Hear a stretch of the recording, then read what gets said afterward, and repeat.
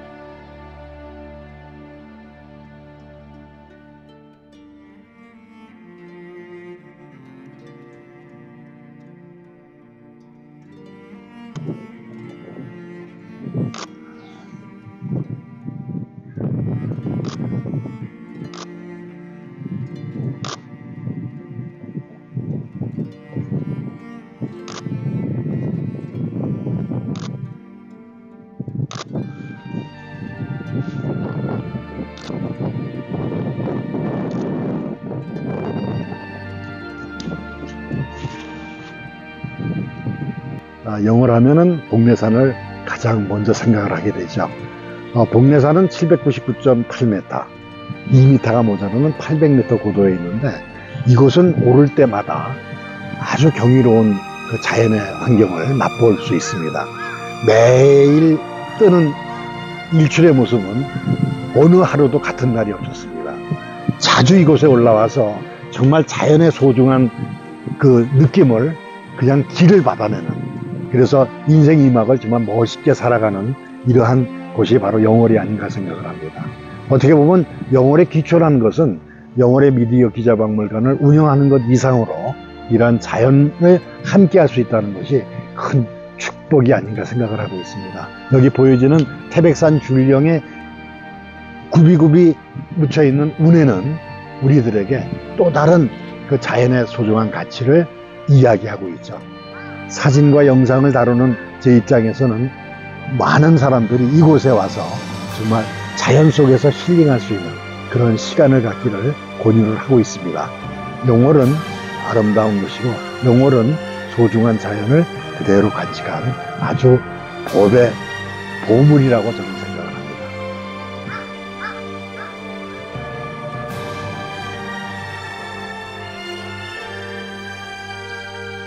여기가 바로 청량포에 단종께서 유배되신 그런 곳을 그대로 지어놓고 있습니다.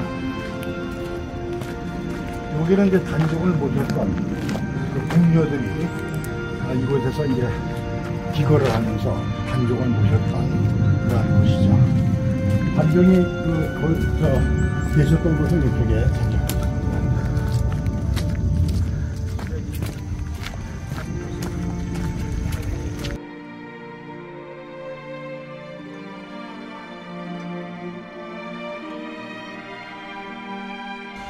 신조 11년, 1811년에 홍경래에 난이 일어났을 때 당시 성천 부사였던 조국 김익순이 홍경래에게 항복을 했어요. 그때 이 역적으로 몰려 폐족 처분을 받아 가족이 영월로 내려와서 은둔 생활을 했는데, 그런 과정에서 그 백일장에서 선천부사 김익순을 비판하는 글을 썼어요. 그것이 이제 평생 후회가 되고 그것을 이제 참여하는 그 일생을 삿갓을 쓰고 전국을 돌아다닌 거죠. 그리고 결국 이곳에 방랑 생활을 모두 마치고 이쪽 무덤에 지금 묻혀 있는 김삿갓의 무덤입니다.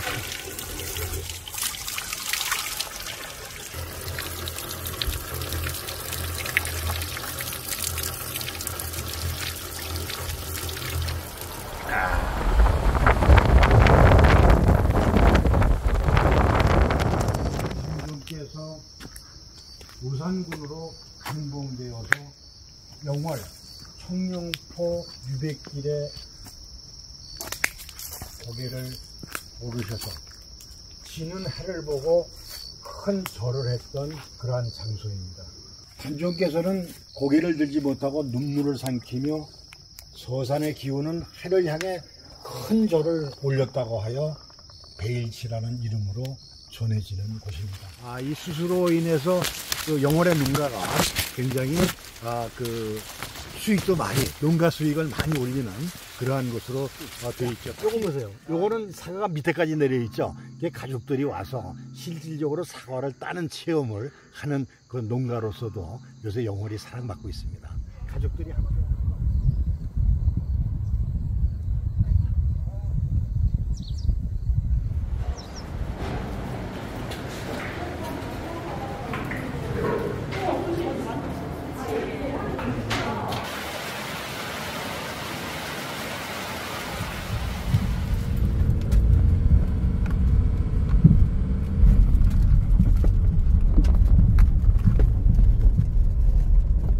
벌써 이곳에 온 지 11년이 됐네요.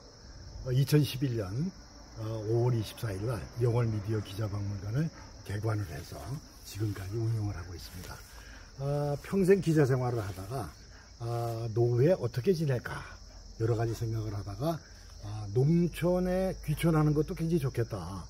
처음부터 이제 박물관을 하려고 계획했던 건 아니고 94년부터 상명대학교에서 겸임교수로 강의를 하다가 강의할 때 이용했던 교보제, 완장이라든지 또는 카메라라든지 또 옛날에 기자들이 썼던 타작이라든지 이러한 것들로 강의에 이용했던 교보제들을 농촌에 가서 사랑방 하나 만들어서 거기에서 우리 제자들이나 또는 후학들에게 이야기를 좀 나눠야 되겠다고 생각해서 귀촌을 했는데 정말 그 행운이 저에게 찾아왔어요. 여천 초등학교의 폐교를 이용한 이 박물관을 운영하게 된 거죠. 그 영월은 지붕 없는 박물관 고을이라고 해서 바로 박물관이 가장 많은 곳입니다.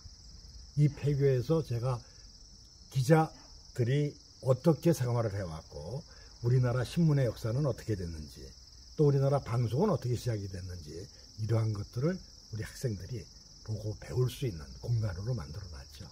뿐만 아니라 우리 그 가족들이 아이들을 데리고 와서 엄마한테 또는 아빠한테 인터뷰를 하고 우리 기사 작성할 때 육하원칙이라는 게 있죠.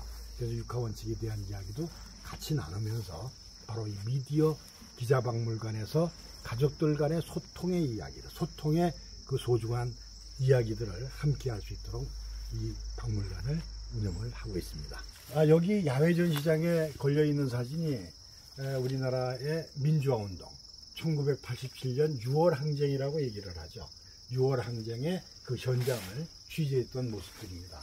6월 항쟁의 대표적인 이한열군이 최루탄을 맞고 쓰러진 그 현장을 우리 정태현 선배님이 찍으신 것을 이곳에 전시를 허락해 주셔갖고 그 민주화 과정에서의 희생된 이한열군의 이야기를 이곳에 전시할 수 있었죠. 바로 이한열군이 피 흘리며 쓰러지는 이 사진은 어떻게 보면 6월 항쟁에 꽃을 피울 수 있는 아주 소중한 기회가 됐죠. 그래서 6월 10일 날 서울에서 가졌던 6월 민주항쟁의 가장 큰 규모의 집회였던 국민평화 대행진의 모습이 바로 이때 쭉 전시가 되어 있죠. 그 영월 미디어 기자박물관을 운영하면서 제가 두 가지의 일을 꼭 하고 있습니다. 평생 기자 생활을 했는데 영월에서도 기자 생활을 계속하고 싶다. 그래서 마을의 이야기를 또 영월의 이야기를 현장을 가서 사진을 찍고 기사를 취재를 해서 영월인이라는 인터넷 신문을 만들고 있죠. 인터넷 신문 안에는 영월의 이야기들이 많이 담겨져 있습니다. 특히 영월 안에서 일어나는 많은 아름다운 이야기를 중심으로 청소년, 가족, 특히 영월 문화도시를 추구하는 영월군에서 관계인구 그 확대를 위해서 노력을 많이 하고 있는데 그 역할도 열심히 하고 있습니다. 여기는 이제 아까 얘기했던 그 폐교를 이용한 곳이기 때문에 교실 3개의 전시 유물을 전시를 해서 그 전시물을 통해서 많은 그 이야기를 전하고 있습니다.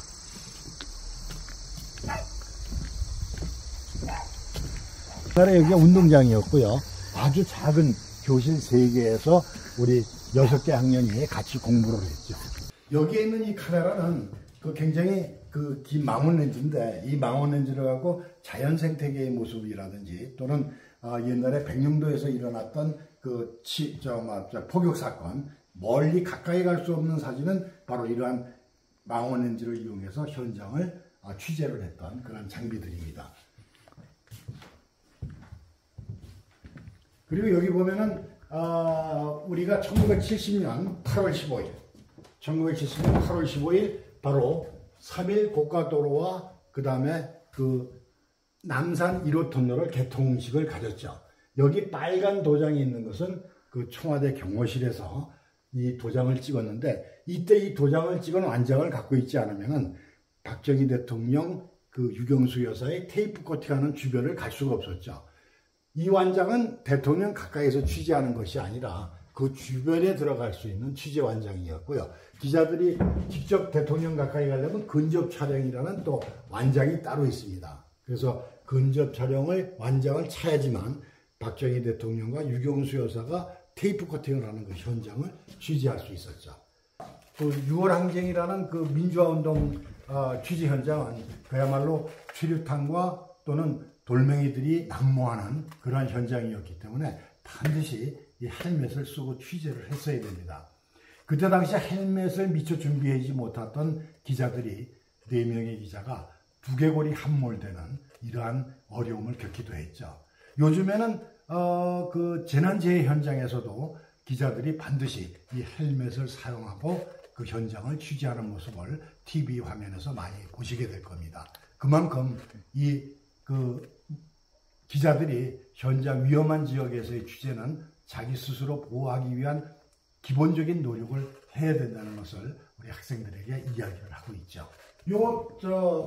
무인 헬리콥터는 우리가 드론이 나오기 전에 사용했던 헬리콥터인데, 무인 헬리콥터로 해서 이때 당시는 이 헬리콥터를 조종하는 파이로트가 따로 있고 또 카메라를 조종하는 파이로트가 따로 있었어요. 그래서 두 사람이 한 조가 돼서 이 현장을 취재를 하는데, 바로 해양대학교 탐사선과 해양대학교의 모습을 이 헬리콥터 무선을 이용한 헬리콥터를 이용해서 이렇게 기록했던 그러한 사진들입니다. 자, 이 사진은 1936년 8월 9일 날 우리나라에서는 처음으로 베를린 올림픽에서 손기정 선수가 42.19km를 뛰어서 우승을 했죠. 우승자에게는 반드시 시상대에 오를 때 그 나라의 국기가 올라가게 되어 있는데, 이때는 가슴 아프게도 손기정 선수는 가슴에 일장기를 달고 있었습니다. 동아일보 기자가 너무 속이 상하니까 일장기를 지워버렸고요. 손기정 선수는 일장기를 가리기 위해서 월계수를 받은 것을 일장기를 가리는 그러한 움직임을 가졌던 것도 우리가 지금의 과거의 영상을 보고 함께 느낄 수가 있습니다. 바로 이때 일장기를 말소시켰던 이 기자와 그때의 공무국 기자 11명이 서대문 형무소에 잡혀가서 옥고를 치렀죠. 동아일보는 물론 180일 동안 6개월 동안 정간을 당했었습니다. 결국 동아일보와 조선일보는 일제하에서 해방되기 이전에 신문이 폐간되는 그런 아픔을 겪기도 했습니다. 이 사진은 AP통신이 선정한 금세기 100대 사진, 100년 동안에 전 세계에서 일어난 100장의 현장 사진을 고를 때 선정이 돼서 이 사진은 AP 선정 100대 사진으로 전 세계에 우리나라의 민주화 운동의 소중함을 알리는 큰 역할을 했었죠. 지금도 6월만 되면 6월 항쟁에 이 최루탄을 쏘지 말라는 이 사진은 나의 조국이라는 이름으로 지금도 많은 분에게 사랑을 받고 있습니다. 이 현장을 찍었던 그 순간 우리는 잊을 수가 없죠.